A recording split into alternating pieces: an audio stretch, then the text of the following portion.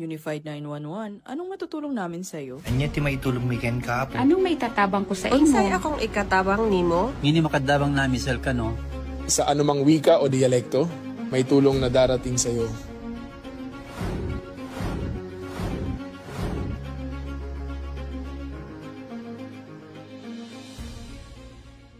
Lilingkod sa bawat Pilipino at magbibigay ng tamang impormasyon para sa tahimik at maayos na Pilipinas. Police News Network, alagad ng batas, tagapagtaguyod ng balitang pulis, sandigan ng mamamayan, patnubay ng katotohanan. La Campo Crame, maghahatid ng pinakahuling kaganapan at nagbabagang balita. Ito ang PNN Police News Network. At ngayon, ang inyong mga tagapagbalita. Magandang araw, Bagong Pilipinas. Ako ang inyong tagapagbalita, tagataguyod ng Balitang Pulis, NUP Loreto Bonifacio Concepcion. At ngayong araw ng Miyerkules, muli nating makakasama bilang special guest co-host, walang iba kundi si Ms. Luis Hussein Alba Lopez, Mrs. Asia Pacific All Nations 2022 Grand Winner, and Luminous Woman of the Year 2023. Magandang umaga, Ms. Shin. Magandang umaga, Sir Eton, at magandang umaga po sa lahat ng ating mga manonood. Huwag po nating kalimutang i-like, i-follow at i-subscribe ang page ng Philippine National Police, Police Community Affairs and Development Group, PKG Tagapag-Ugnay at Police News Network. Kami po ay maghahatid sa inyo ng tamang balita, kwento ng pulis at serbisyo para sa mamamayan at ito ang PNP News Online. Ang pangunahing balita ng Police News Network, alagad ng batas, tagataguyod ng Balitang Pulis.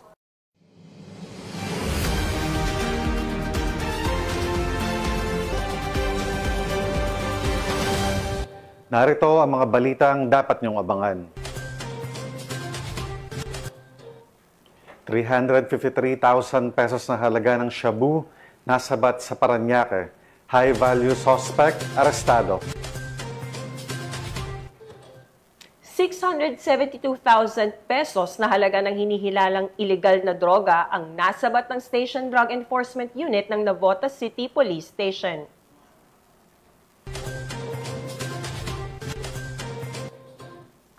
Top 3 city-level most wanted person, arestado sa kasong statutory rape at act of lasciviousness sa Davao City.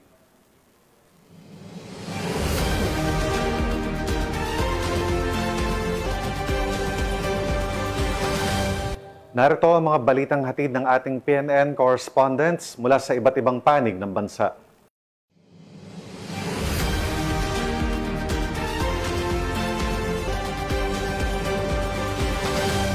Simulan natin ang balita mula sa bahagi ng Luzon.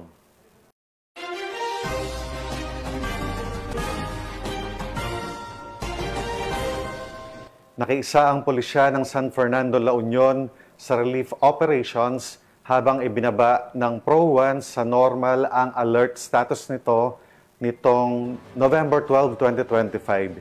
Yan ang balitang hatid ni Police Master Sergeant Robert Basan Abella Jr. Bilang bahagi ng pagbabalik tanaw sa naging pagtugon sa Bagyong Uwan, tampok ang kabayanihan at malasakit ng mga tauhan ng City of San Fernando Police Station na noong Nobyembre 10, 2025 ay aktibong tumulong sa pamahalaang lungsod sa pagpapak at pamamahagi ng food packs para sa mga evacuees.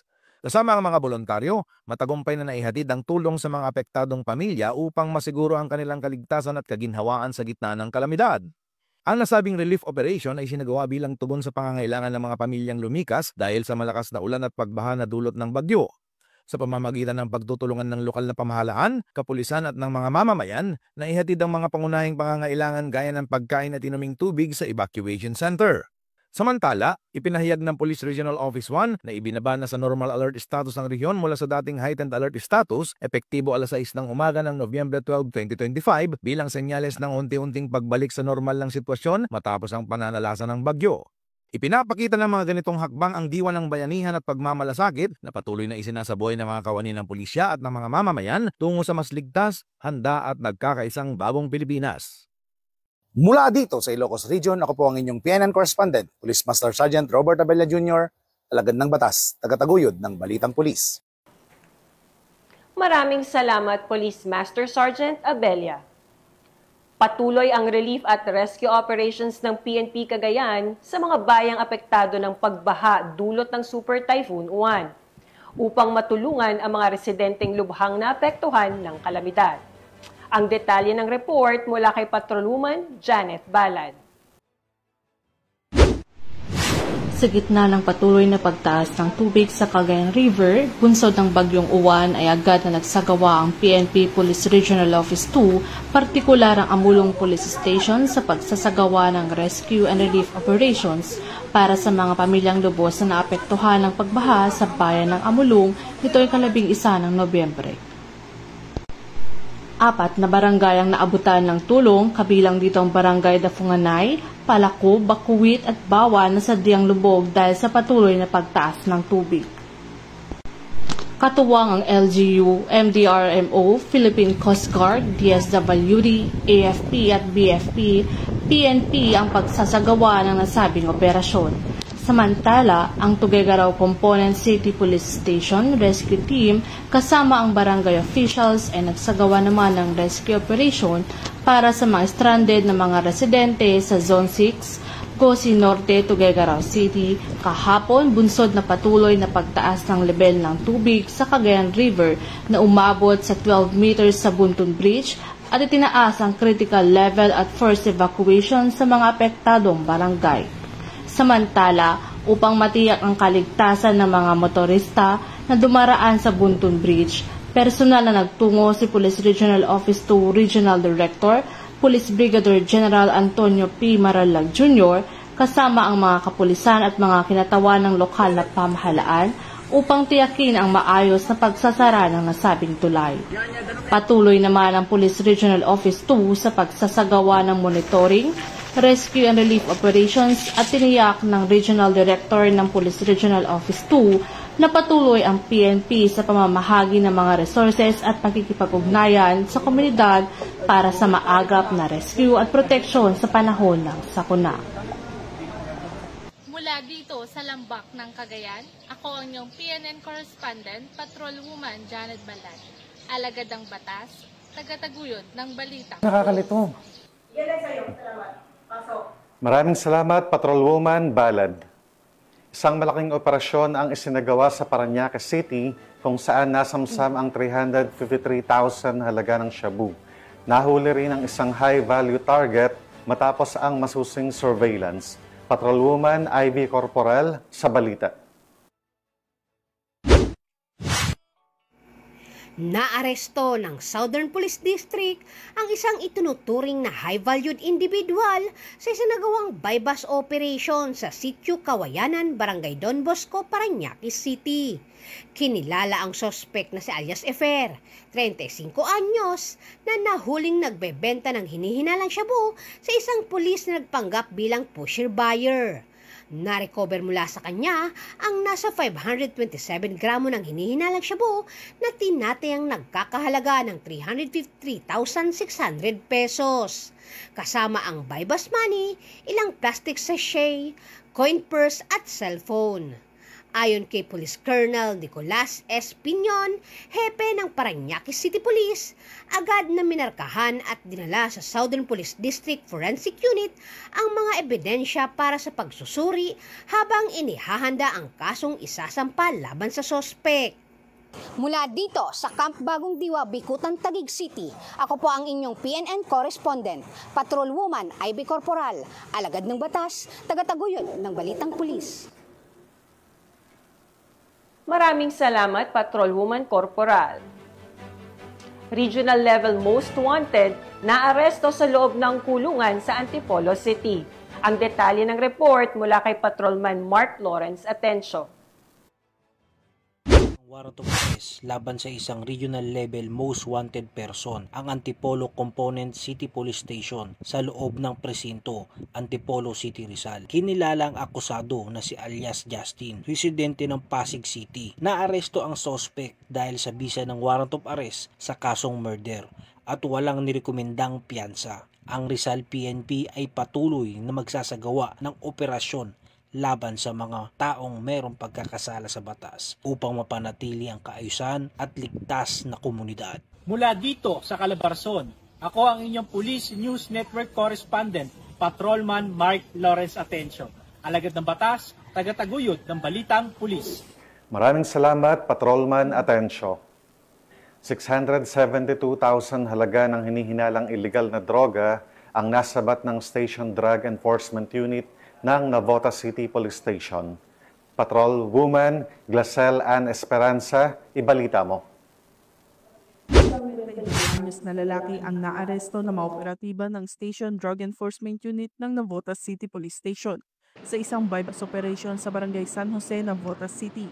Ilang sandali lamang matapos ibenta ng suspect ang hinihinalang illegal na droga sa isang pulis na nagpanggap bilang pusher buyer, agad siyang inaresto ng mga otoridad. Kinilalang suspect na si alias Ian na itinuturing na high-value individual at umano'y sangkot sa pagtutulak ng illegal na droga. Nasamsamula sa kanya ang 98.85 grams ng hinihinalang shabu na may tinatayang halaga na 672,180 pesos. Kasalukuyan siyang naharap sa mga kasong paglabag sa Section 5 at Section 11 ng Republic Act 9165 o ang Comprehensive Dangerous Drugs Act of 2002 at isa sa ilalim sa inquest proceeding sa City Prosecutor's Office.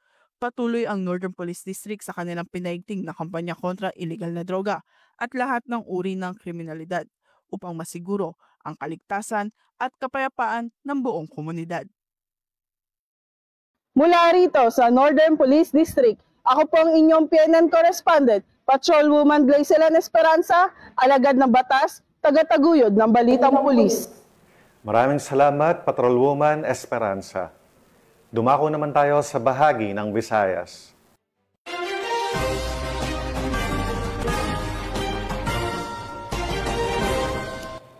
Ipinamalas ng Police Regional Office 6 ang kanilang makabago at epektibong kakayahan sa mga operasyon sa pagbisita ni Major General Michael G. Samson. Na nagbigay diin sa kahalagahan ng modernisasyon sa mga hakbang laban sa krimen at seguridad. Magbabalita dyan si Patrolwoman Charmaine Balunsat.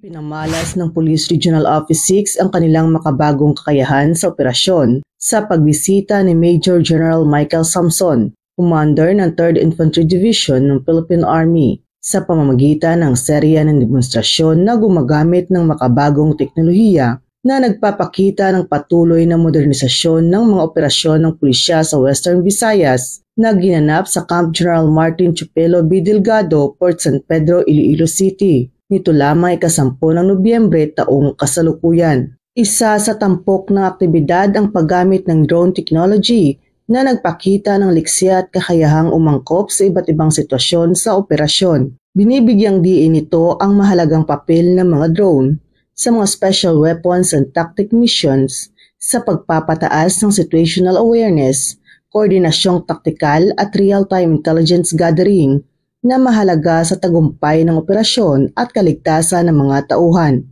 Ipinakita rin ng Police Regional Office 6 ang kanilang 5-minute response capability na patunay ng kanilang kahandaan sa agarang pagresponde sa anumang insidente o emerhensya. Ipinapakita nito ang kanilang matibay na pangako sa mabilis, organisado at epektibong pagtugon upang mapanatili ang kapayapaan at kaligtasan ng publiko.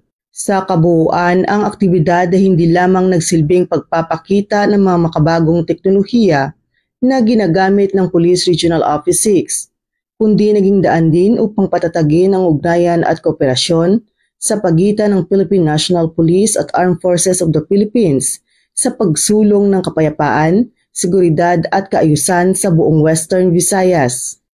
Mula dito sa Western Visayas, ako ang inyong Police News Network Correspondent, Patrolwoman Charmaine Balunsat, alagad ng batas, tagataguyod ng Balitang Pulis. Maraming salamat, Patrolwoman Balunsat. Nagpahayag ng kanyang buong suporta si Police Brigadier General Rodrigo Maranan para sa mga komunidad na nasalanta ng bagyo at tiniyak ang tuloy-tuloy na ayuda at pagtulong sa mga apektadong pamilya. Nakatutok dyan si Patrolwoman Flora May Asares. Matapos ang paghagupit ni Bagyong Tino sa bahagi ng Cebu, agad na pinakilos ni Police Brigadier General Drico A. Maranan, Regional Director ng Pro-7, ang mga tauhan ng Police Regional Office 7 upang tumulong sa mga apektadong komunidad. Pinangunahan din niya ang mga on-site inspection at nag-coordinate ng mga relief operations upang matiyak na ang kinakailangang tulong ay makarating kaagad sa mga residenteng nasalanta.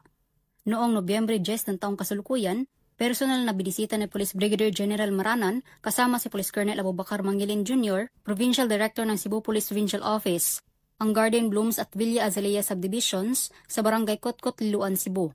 Dalawa sa mga lugar na lubhang naapektuhan ng bagyo. Ang pagbisita ay naglalayong masuri ang lawak ng pinsala, pangasiwaan ang patuloy na paglilinis at mga relief operation, at tukuyin ang karagdagang suporta na kinakailangan ng mga residente.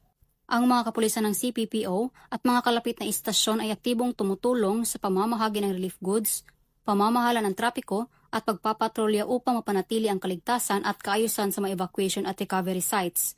Nagdagdag tayo ng search team sa lugar at tayo ay nakipag-ugnayan na rin sa Philippine Coast Guard at nagbigay ng 2 additional na search dog ang Philippine Coast Guard. Gayon din tayo ay naka-request ng additional 1 search dog pa sa EOD-K9 sa Camp Crame. Para mapabilis yung ginagawa nating paghahanap doon sa marami pa nating nawawalang mga kababayan. Habang nagpapatuloy ang mga pagsisikap sa pagbangon, nananatiling matatag ang Pro-7 sa pangako nitong suportahan ang pananaw ng pamahalaan sa pamamagitan ng aktibong serbisyo publiko, pagtugon sa kalamidad at pakikipagtulungan sa komunidad. Sa ilalim ng pamumuno ni Police Brigadier General Maranan, tinitiyak ng komanda ang presensya ng mga pulis sa rehiyon ay nararamdaman hindi lamang sa pamamagitan ng pagpapatupad, kundi sa pamamagitan din ng mahabagi ng paglilingkod na nakakatulong sa buhay ng mga apektado.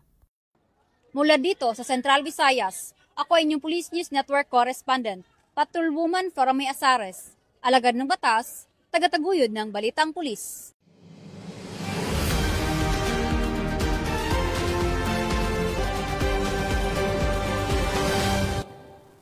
Maraming salamat, Patrolwoman Asares.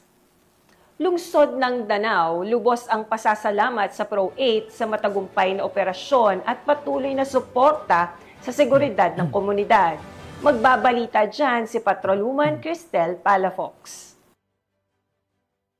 Ng pinsalang idinulot ng Bagyong Tino at Uwan sa Cebu, ang Police Regional Office 8 sa pangangasiwa ni Police Brigadier General Jason L. Capoy, Regional Director, ay hindi nag-atubiling naghatid ng tulong sa pamamagitan ng relief operations at PNP Pro-8 free Wi-Fi sa mga residente na apektado ng bagyo sa naturang lugar. Ang lungsod ng Danao sa pamumuno ni Honorable Mayor Ramon Dorano III ay lubos na nagpapasalamat sa kabayanihang hatid ng Pro-8 sa gitna ng unos na dinanas ng lungsod. Gusto ko lang magpasalamat sa inyo sa inyong laking tulong since noong November 4. Pasalamat ko rin sa inyong RD, si General Jason Capoy. Ang laki-laking tulong ninyo sa operations namin, especially sa relief operations. Pati din sa mga commanding officers ninyo. Sa kabila ng mga pagsubok na nararanasan sa ating bansa, ang Police Regional Office 8 ay nananatiling matatag at tapat sa sinumpahang tungkulin na maghatid ng serbisyong pampubliko. Patunay ng kanilang walang sawang dedikasyon sa serbisyong may malasakit sa anumang dako ng bansa. Salamat sa inyong tulong. Maraming salamat sa inyong tulong. Salamat. Mula dito sa Eastern Visayas, ako ang inyong PNN Correspondent, Patrolwoman Palafox, alagad ng batas, tagataguyod ng Balitang Pulis. Maraming salamat, Patrolwoman Palafox. Narito naman ang mga balita mula sa Mindanao.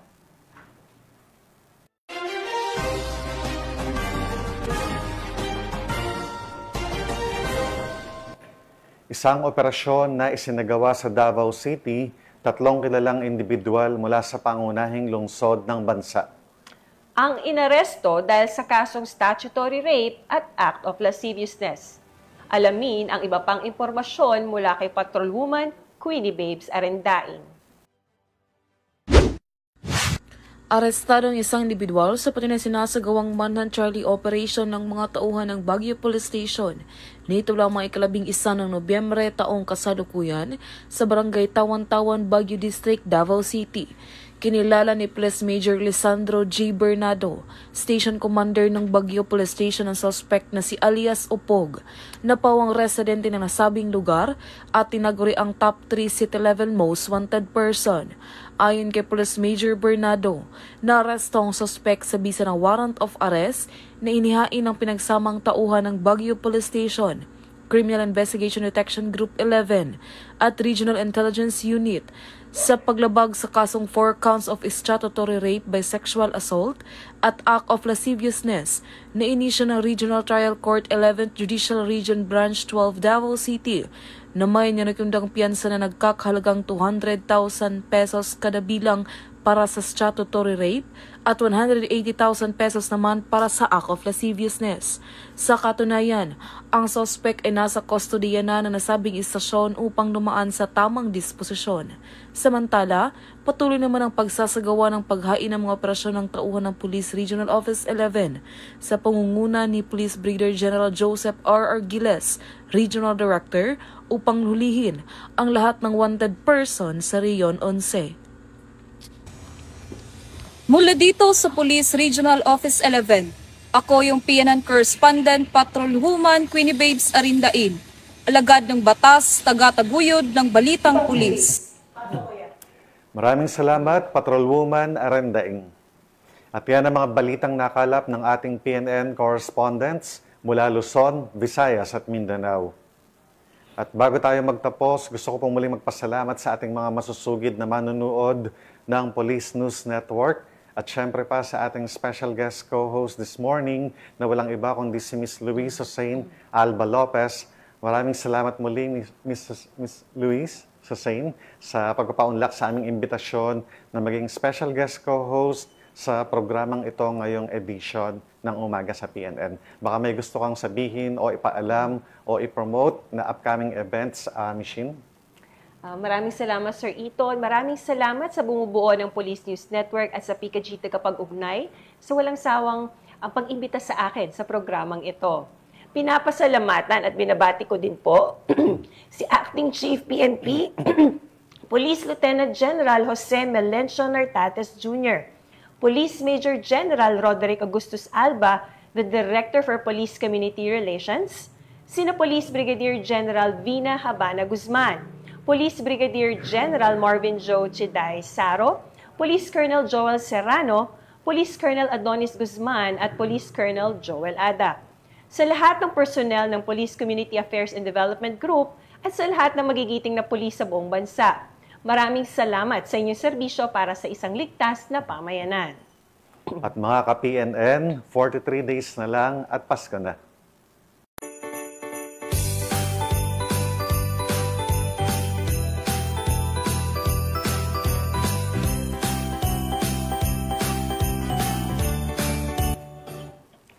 Sa ngalan ng pamunuan ng Philippine National Police, sa pangunguna ni Acting Chief PNP, Police Lieutenant General Jose Melencio Nartates Jr.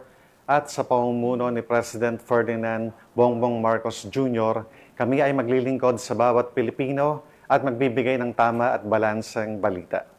Mula rito sa tanggapan ng tagapag-ugnay ng pambansang pulisya, kami ang inyong mga tagapagbalita, tagataguyod ng Balitang Pulis. Ako po sa NUP Loreto Bonifacio Concepcion. Maghahatid ng tamang balita, kwento ng pulis at serbisyo para sa mga mamamayan. At ito ang PNP News Online at ito ang bagong PNP para sa bagong Pilipinas, serbisyong mabilis, tapat at nararamdaman. At ako naman po, Miss Louise Hussein Alba Lopez, Mrs. Asia Pacific All Nations 2022 Grand Winner, and Luminous Woman of the Year 2023. Maghahatid ng tamang balita, kwento ng pulis at serbisyo para sa mamamayan at ito ang PNP News Online. Ang pangunahing balita ng Police News Network.